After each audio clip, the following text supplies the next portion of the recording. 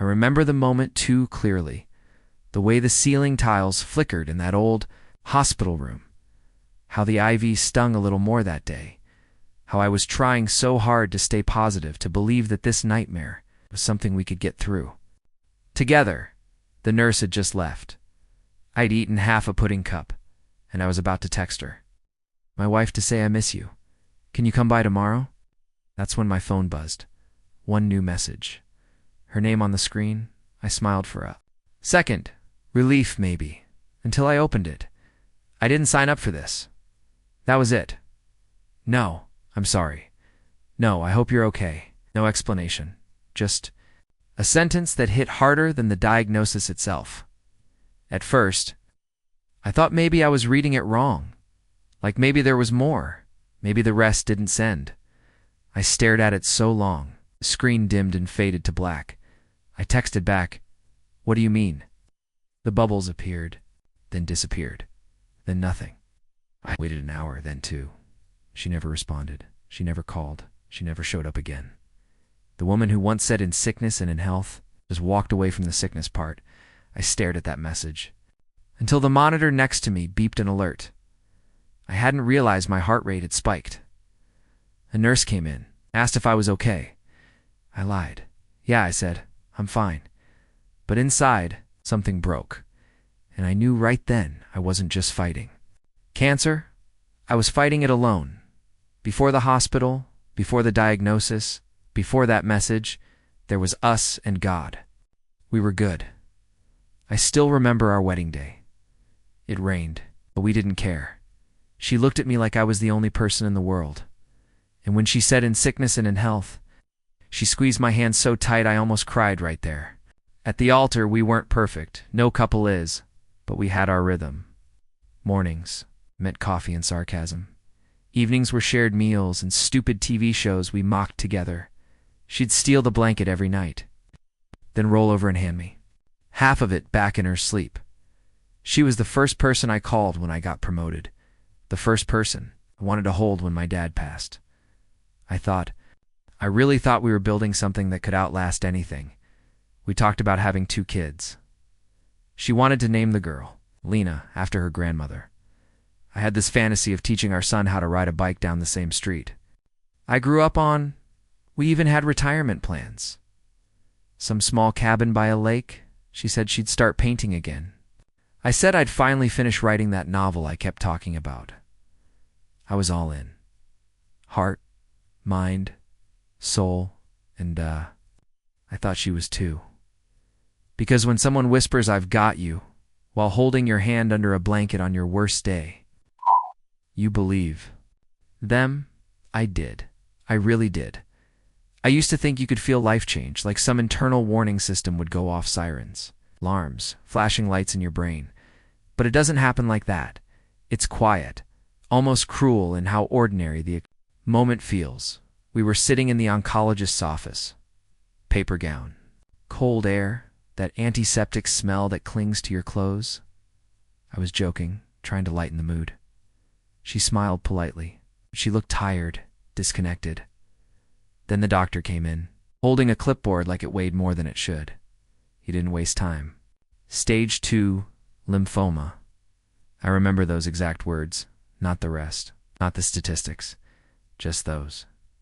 It was like everything slowed down. His voice kept going. But I couldn't process a thing, like someone had turned the volume down on the world. My wife's hand was in mine, but she didn't squeeze. She didn't say anything. She just stared at the wall, blinking too much, like trying not to cry, or trying not to be there at all. I finally said, "Okay, what's next?" Because that's what you do when the bottom drops out. You try to pretend there's still ground beneath you. Over the next few days, started treatment planning, blood work, scans, referrals. She was there. Physically, but something had already shifted. Her hugs were shorter. Her eyes didn't meet mine as often, and at night, she'd roll away instead of pulling closer. At first, I blamed the stress. I told myself she's scared. Just give her time. Deep down, a part of me had already started grieving something. Not my health, not my future. Us, you don't always see the moment. Someone decides to stop loving you, but you feel it in the silences, in the sighs, in the shrinking space between two people who used to be one. After the diagnosis, she drifted subtly at first. Fewer questions about how I was feeling, less time at the hospital. She skipped one of my chemo sessions, said work was too busy. I understood, or I told myself I did, but then it was 2 appointments missed. Then 3. She stopped making dinner, stopped asking what the doctor said, stopped looking me in the eye when I said, I'm scared. One night I was sitting on the couch, pale, weak, trying to eat toast. That's all I could stomach. She walked in, looked at me like I was a stranger, and just kept walking. Didn't say a word. Later that week, I asked her if she was okay. She shrugged, said, I don't know. I didn't expect this to be so much, I told her. Neither did I, but I'm trying. She nodded, didn't say anything too. Days later, she didn't come home. No call, no message. I texted, where are you? No reply. The next morning I got it, a single message. I didn't sign up for this. It's no name, no emotion, no explanation. I stared at that line for what felt like hours. It played in my head over and over like it was burned into my brain. I didn't sign up for this. Not we'll get through this. Not I need a break. Just ... done. That was the moment I realized I was no longer her husband. I had become her burden. You think the worst part of cancer is the nausea, the vomiting, the weakness, the way your hair falls out in the shower like autumn leaves? But it's not. The worst part is sitting through treatment alone, knowing the one person you wanted most chose not to be there. I still remember my first chemo session after she left. They called my name. I stood up, dizzy, already sweating from anxiety. Every other patient had someone beside them, a wife, a husband, a sister, a friend, me, just a plastic chair empty, like a ghost was supposed to sit there. The nurse was kind, too kind. She asked, would you like a blanket? I nodded because my body was cold. But the truth is, my soul was frozen. The drip started, and I stared out the window for 4 hours, watching birds land on the hospital roof, like they had nowhere better to be. I got through it somehow, but afterward, when they wheeled me back to the lobby, no one was waiting. I called ARIDSHA. The driver didn't say a word, just glanced at me through the mirror when I coughed into a tissue and apologized. I got home to silence. The kind that seeps into your bones. No dinner, no note, no how'd it go? Just a fridge full of old food and a toothbrush missing from the sink. I sat on the floor of the shower that night, was too tired to stand. Let the water run until it turned cold. I stared at the drain and whispered, I'm still here, not because anyone was listening, but because I needed to believe it. There's a moment. If you've ever truly hit bottom where your body just gives out before your mind does.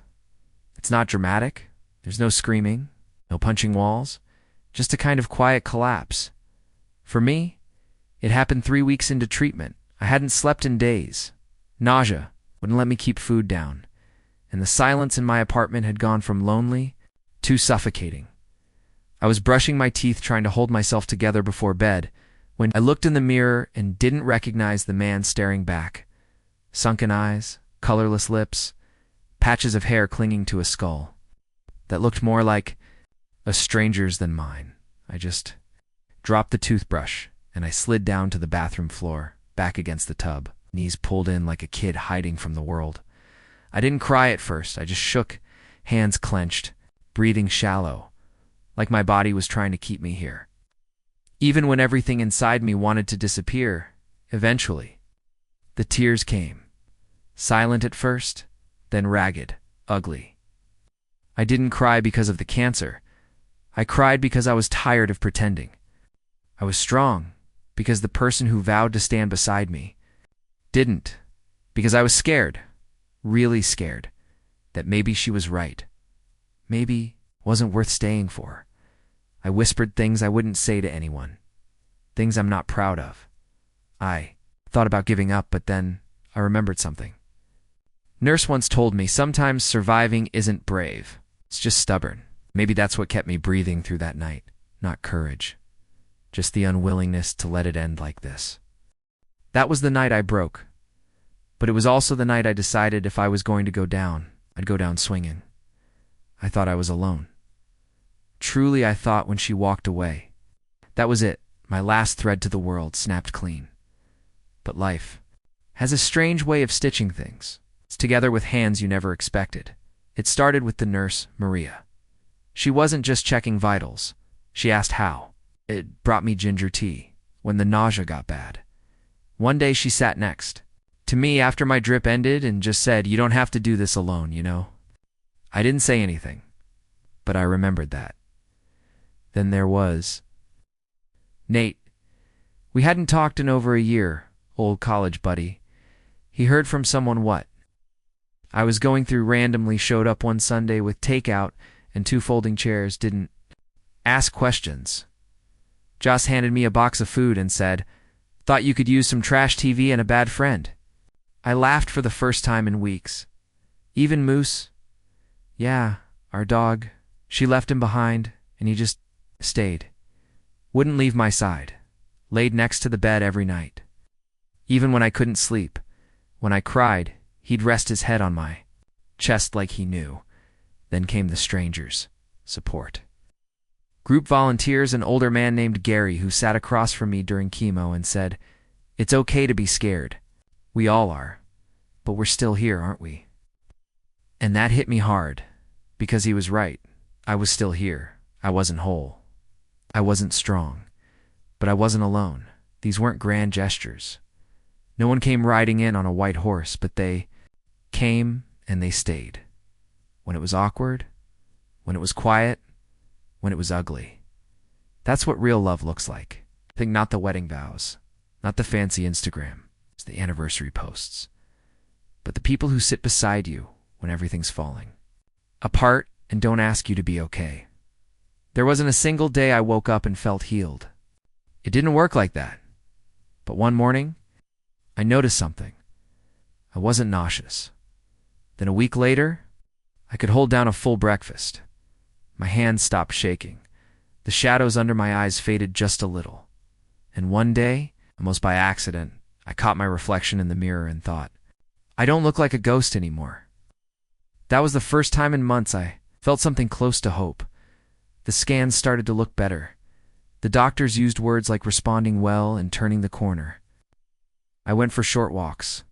Again, around the block, then the park, then just wherever my feet took me, and every time I came back, the same silence greeted me. She never called, never texted, never asked how I was doing, and what shocked me most, that it stopped hurting. I used to stare at the door, wondering if she'd walk back through it. I rehearsed what I'd say if she ever did. But the further I climbed out of that hole, the less I cared if she ever looked down into it, because I was doing something she didn't expect. I was getting better without her. The woman who said, "I didn't sign up for this," wasn't there to see me walk into my final round of treatment, wasn't there when the doctor said the word remission, and when I stood outside the hospital for the first time with no wristband, number 4. No schedule, just air in my lungs and sun on my skin, I smiled. Not because I had someone waiting for me, but because I had myself back. And maybe that was more than enough. I thought remission would feel like crossing a finish line. Turns out, it's more like waking up in a new place. With no map, the hospital stopped calling. The medicine cabinet stopped overflowing. The pain, both physical and emotionally, dulled to a low echo. And then came the question I wasn't ready for. Now what? At first, I didn't know. I took it slow. Made a list of simple goals. Cook 1 meal from scratch. Read 1 book. Walk 3 miles without stopping. Go a whole day without thinking about her. Some days I nailed it, some days I didn't. But over time, I built something. A new kind of life. I started volunteering at a cancer support group. Sat in the back at first. Then, one day someone said, "You look like you've been through it. Can I talk to you?" That turned into a conversation. Then a friendship, then a purpose. Turns out, when you survive the storm, your voice matters to people still in the rain. I got a new apartment. Smaller, quieter. I painted the walls my own colors this time. Moose. My dog claimed the couch like it was his throne. I even started writing again, journaling, little stories. Notes to myself I used to be too afraid to say out loud, and no, I never dated again. Not yet. Not because I'm bitter, but because I'm finally okay on my own. The funny thing is, this life wasn't in the plans, but it's mine. Built from scratch, brick by brick, day by day, and in some strange, unexpected way, feels more true than anything that came before it. If I ever saw her again, I don't think I'd yell. I don't even think I'd ask why. Truth is, I already know the answer. She didn't. Sign up for pain, for sickness, for the mess and the fear and the unknown. She signed up for the idea of love, not the work of it. And I used to hate her for that, but now I just feel sorry, because she missed the best part of me, the version of me forged in fire, the man who clawed his way back from nothing without her, without promises, without pity. There's a letter I never sent, still folded in a drawer. Somewhere it says, "I don't hate you, I hurt. Yes, but I've healed, not because you left. But in spite of it, you taught me exactly what love isn't single. And in doing that, you helped me find what love is. Not loud, not perfect, just present. I hope wherever she is, she's found peace. I know I have. Because life did go on. Because my body fought. Because my heart somehow still works. And because losing someone doesn't mean losing yourself. So if this chapter ever finds her, if her name ever echoes in this voiceover, I want her to know this. You left me when I needed you most, but you didn't break me. You walked out on a dying man, but the man I became after. He lived and he learned how to love himself. That's something no one can walk away with.